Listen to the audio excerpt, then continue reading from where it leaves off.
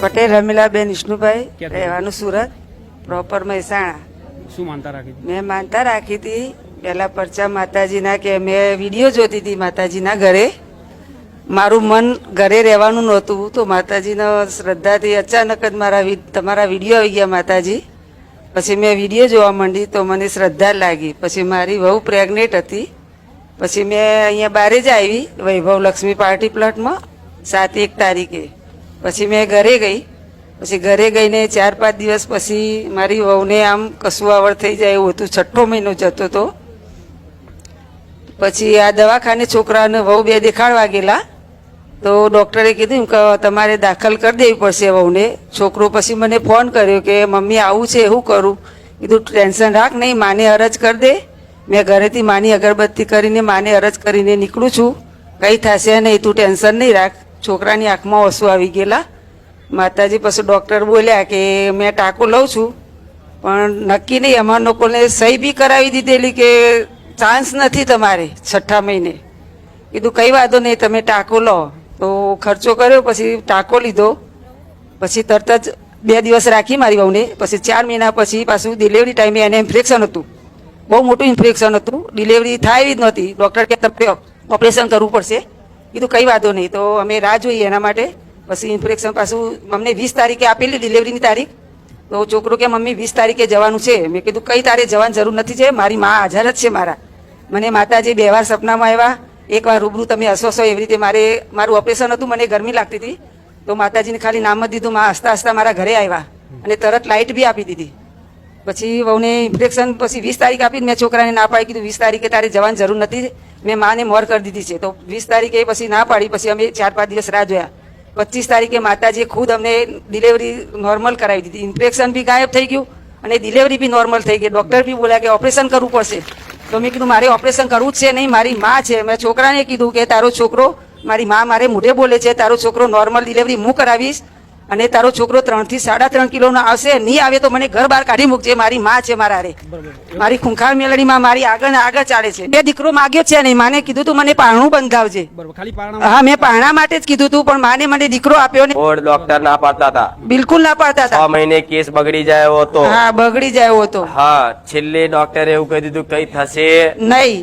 છેલ્લે સુધી એવું કે છેલ્લે સુધી એમને તારીખ બી આપેલી. પણ તારો વિશ્વાસ એક મારા નામ પર હતો પૂરેપૂરો. માં મારી ખુખાર મેલડી બેઠી છે, ચિંતા કરવાની જરૂર નથી. મેં દીકરાને એટલું બી કીધેલું કે તારે 3 થી 3.5 કિલોનો છોકરો આવશે અને નોર્મલ ડિલિવરી થશે. નહીં થાય તો મને ઘર બહાર કાઢી મૂકજે. મારી માં આગળ જ છે મારા, ગેરંટી આલે. હા, અને છોકરાનું નામ બી તમારે પાડવાનું છે.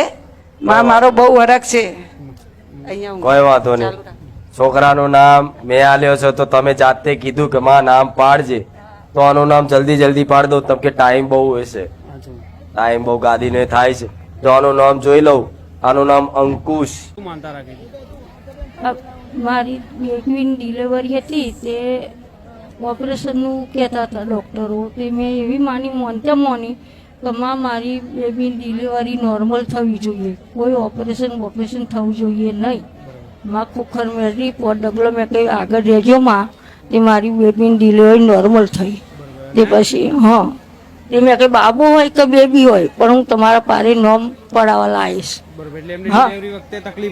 તકલીફ થઈ. ઓપરેશનનું કહેતા પ્રાર્થના કરી. દીકરી આપો, નોમ પડાવું માના પર. ના દીકરો આપ્યો પછી. દીકરો આપ્યો. માનતામાં હશે પેડા, ચૂંદડી, અગરબત્તી, શ્રીફળ, ફૂલનો હાર. એનું નામ વિશાલ હૃદય વાળો. પણ આ મહાકાળી આલ્યો છે. કેવું મહાકાળી આલ્યો છે, પણ નામ પડ્યું મારું. પણ છતાંય મહાકાળીઓ કે લે હક આપું તને, પણ તું મને જાહેર કરતો. તારા બાપ દાદાની મહાકાળી માતા તારા દાદાને પૂછતા હતા, ચામુંડા બરોબર છે, મેલડી બરોબર છે, પણ ચામુંડા જોડે મહાકાળી હોય ના. હું કોર્પોરેશનમાં હતી પહેલા, નારોલવાડા વિસ્તારમાંથી, જે ફેઝલનગર કહેવાય ને એમાં. તો ત્યાં વર્ષ જેવું નોકરી કરી, પણ એ એરિયા પ્રોપર મોમેડનનો હતો. તો મેં બધી રીતે ટ્રાય કર્યો કે મને ટ્રાન્સફરનું કરી આપે. મેં માતાજીને બી કગરવટ કરી કે માં આવું બધું આપણે ખાઈએ નહીં, પીએ નહીં, આ એરિયામાં કેમનું રહેવાય એમ. પછી મેં માને કાગરવટ કરી. મેં કીધું માં હવે મને બહુ હેરાન કરે છે. મને સામેથી ચોખ્ખું એવું કહી દીધું કે તું તારથી જે થાય ને કરી લે, તારું ટ્રાન્સફર હું નહીં કરી આપું કે. પછી માં મેં ઘરે આવીને કીધું, મેં કીધું માં તારે બેઠા મને આવું બોલી જાય ગમે તેવું, મને ટ્રાન્સફરનું બી ના પાડી દીધું, મારી ભૂલ શું. 11 દિવસમાં માં તમે બીજી નોકરી લઈને ઉતરો.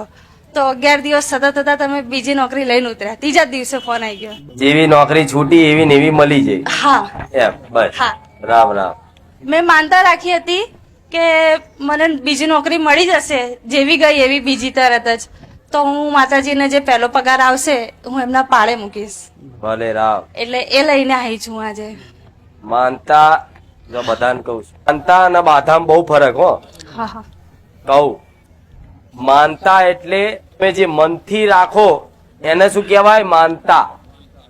અને બાધા કોને કે જ્યારે કોઈ ભુવાજી હોય, કોઈ માતા હોય, એ તમને બાધા આપે કે જા ભાઈ તારી નોકરી મળી જાય, તારું ટ્રાન્સફર જે જગ્યાએ જોઈએ છે થઈ જાય, એ દાડે પહેલો પગાર તું મારા પારે મેળજે, આવું જે કે ને એને બાધા આપી કહેવાય.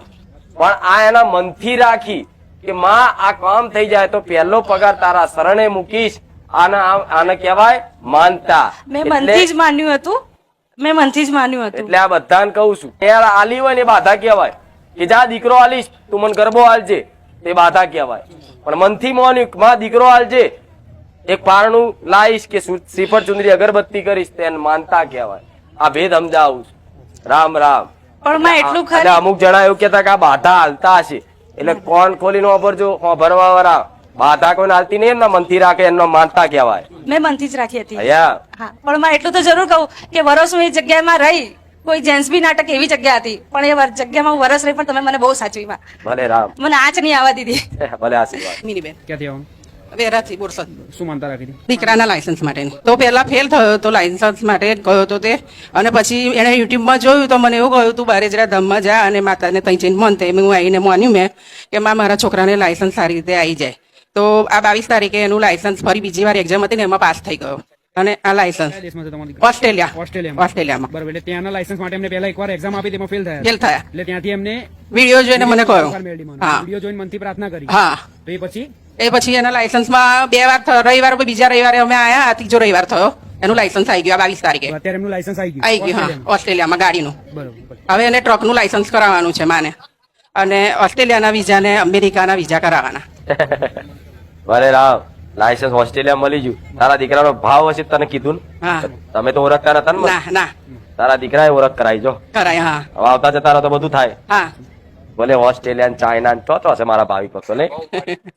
હું ભૂલ કરું ને માં માફ કરી દે, પાછી ખોડે બેસાડી મને લાડ લડાવે, તમારા જેવું બીજું કોણ સાચવે, હો તમારા જેવું માં બીજું કોણ સાચવે.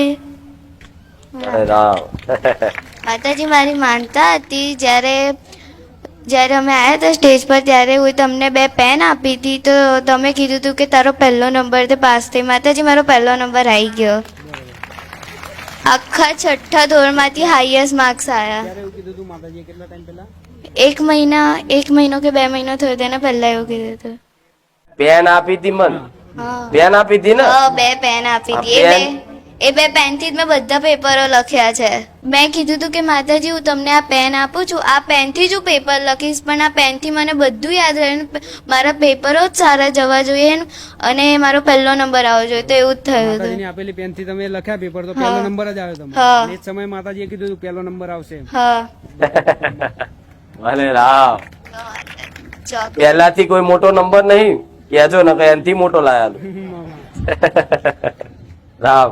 તમારો ભાવ, તમારો વિશ્વાસ, મારા પ્રત્યેનો પ્રેમ ગમે તેવું કામ કરાઈ જાય માર જોડે.